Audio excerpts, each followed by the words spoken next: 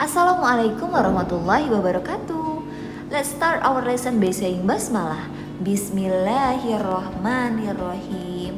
Hai anak-anak, kali ini kita akan lanjutkan pembelajaran kita pada tema 3F, subtema 3 pembelajaran 1 sampai dengan 2. Namun sebelumnya kita baca dulu firman Allah dalam surat Al-A'raf ayat 57. Dialah yang meniupkan angin sebagai pembawa kabar gembira, mendahului kedatangan rahmatnya yaitu hujan. Sehingga apabila angin itu membawa awan mendung, kami halau ke suatu daerah yang tandus. Lalu kami turunkan hujan di daerah itu. Kemudian kami tumbuhkan dengan hujan itu berbagai macam buah-buahan. Seperti itulah kami membangkitkan orang yang telah mati. Mudah-mudahan kamu mengambil pelajaran. Subtema 3, energi alternatif. Sebagian besar energi yang digunakan manusia sehari-hari berasal dari sumber energi yang tidak dapat diperbarui. Oleh karena itu, diperlukan sumber energi alternatif. Sumber energi apa saja yang tidak dapat diperbarui? Sumber energi apa saja yang termasuk sumber energi alternatif? Pembelajaran 1. Ayo membaca. Energi alternatif. Energi alternatif adalah sumber energi yang tidak akan habis karena dapat terus diperbarui. Proses pembentukan energi alternatif memanfaatkan energi di alam yang terus-menerus ada. Energi alternatif dapat diperoleh dari angin, air, matahari, dan panas bumi. Matahari merupakan sumber energi terbesar di bumi. Matahari memiliki energi panas dan cahaya. Cahaya dan panas matahari juga dapat diubah menjadi energi listrik. Alat yang digunakan untuk mengubah energi matahari menjadi energi listrik disebut sel surya. Sel surya digunakan pada pembangkit listrik tenaga surya atau PLTS. Sayangnya, harga sel surya masih relatif mahal. Angin juga merupakan sumber energi alternatif. Tenaga angin sudah dimanfaatkan sejak dahulu untuk menggerakkan kapal layar. Kini, tenaga angin dimanfaatkan untuk menghasilkan listrik. Alat yang digunakan untuk mengubah energi angin menjadi energi listrik disebut aerogenerator. Air yang kita manfaatkan sehari-hari juga memiliki energi. Aliran air yang deras dapat menggerakkan generator untuk menghasilkan energi listrik pada pembangkit listrik tenaga air atau PLTA. Sumber energi alternatif lainnya adalah panas bumi. Panas bumi berasal dari lapisan batuan di dalam bumi yang sangat panas. Energi panas tersebut dimanfaatkan untuk pembangkit listrik tenaga panas bumi atau PLTPB. Panas bumi digunakan untuk mendidihkan air sehingga menghasilkan uap panas. Uap panas kemudian digunakan untuk menggerakkan turbin. Turbin memutar generator sehingga menghasilkan listrik. Tumbuh-tumbuhan seperti kelapa, kedelai, sawit, dan jarak juga dapat dimanfaatkan untuk menghasilkan bahan bakar alternatif, yaitu biosolar. Biosolar merupakan pengganti bahan bakar solar. Kotoran hewan dan limbah pertanian juga dimanfaatkan untuk menghasilkan biogas. Biogas digunakan sebagai bahan bakar untuk memasak. Ayo berhitung.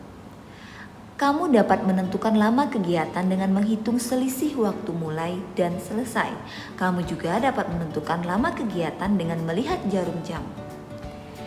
Nina senang menggambar. Ia mulai menggambar pada pukul 15.30 dan selesai pukul 16.15.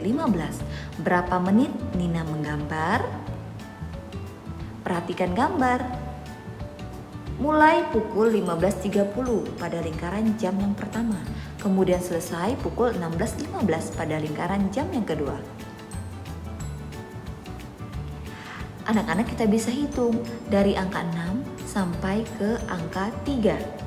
Setiap perpindahan dari satu angka ke angka lain itu mengandung nilai 5 menit. Kita kalikan terus dari angka 6 berpindah ke angka 7 sampai dengan ke angka 3. Artinya terdapat 45 menit.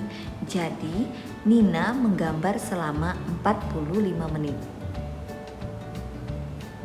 Kerjakan soal-soal berikut. 1.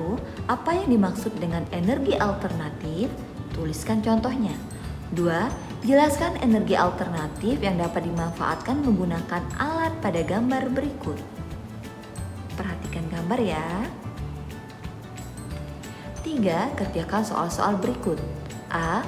Adi membuat kincir angin mulai pukul 11.30 dan selesai pukul 12.45. Gambarkan jarum jam sesuai waktu mulai dan selesai. Setelah itu, tentukan lama Adi membuat kincir angin. B. Tony bermain pesawat kertas mulai pukul 16.30. Ia bermain selama 45 menit. Pukul berapa ia selesai bermain?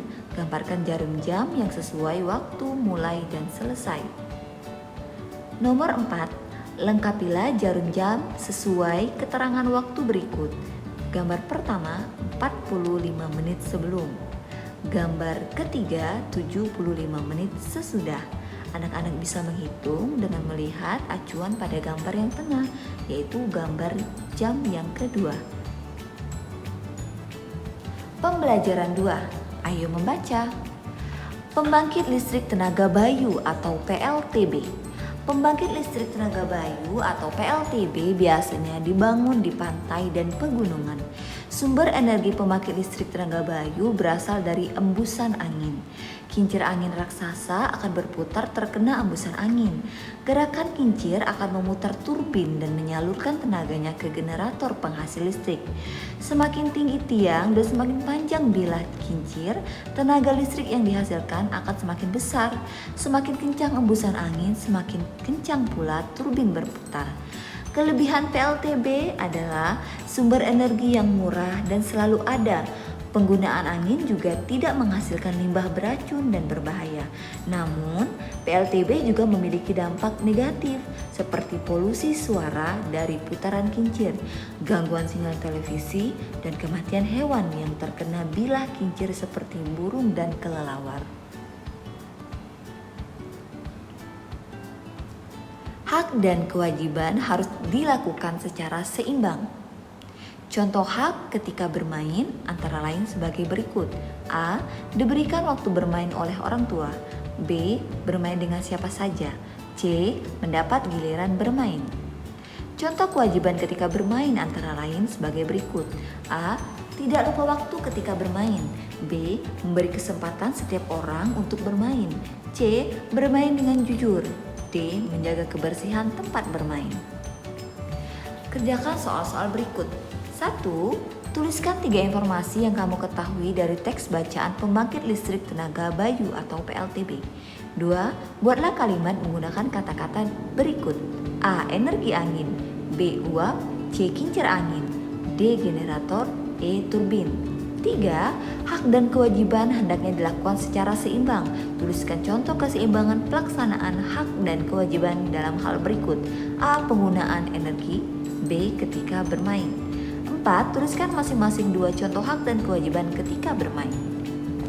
Nah, demikian pembelajaran 1 sampai dengan 2 pada subtema 3 kali ini. Let's close our lesson by saying hamdalah, alhamdulillahirabbil alamin. Wassalamualaikum warahmatullahi wabarakatuh.